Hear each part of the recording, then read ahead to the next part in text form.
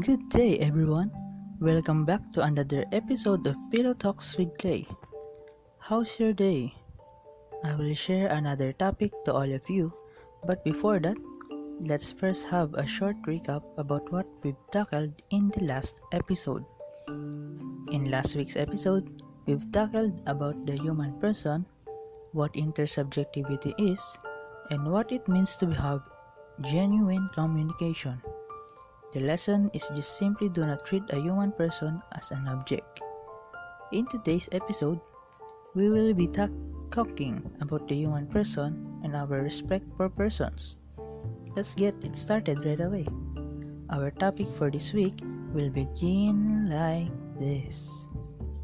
We discussed in our previous episode what intersubjectivity is all about and how it is supported by genuine communication, mutual respect, and the openness of one's presence to the presence of the other.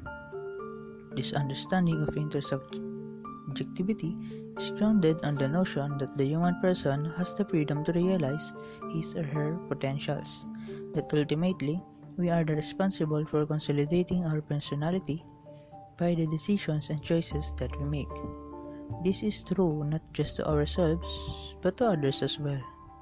This gives weight not just to our responsibility for our transcendence, but also by empowering others around us as well, regardless of their current status or abilities.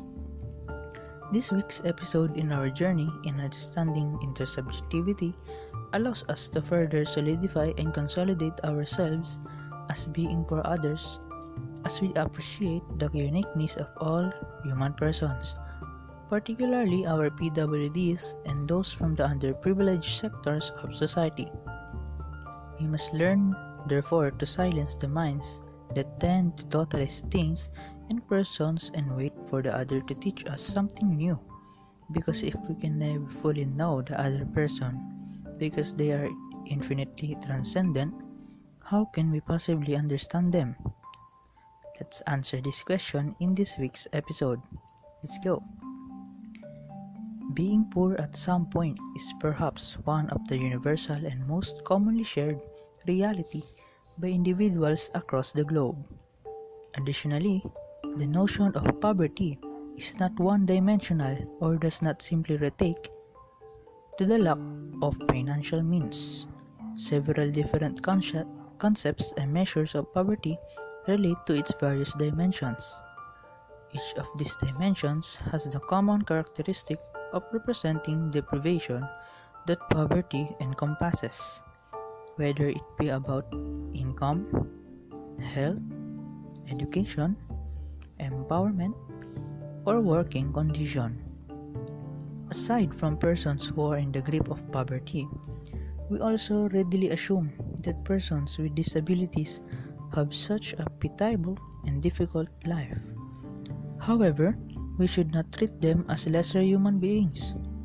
They deserve respect just as much as any other human subject does. We also need to recognize how disability affects the people that surround the person with disabilities. The process of suspecting, recognizing, and identifying the handicap for parents with PWD will include feelings of shock, bewilderment, sorrow, anger, and guilt.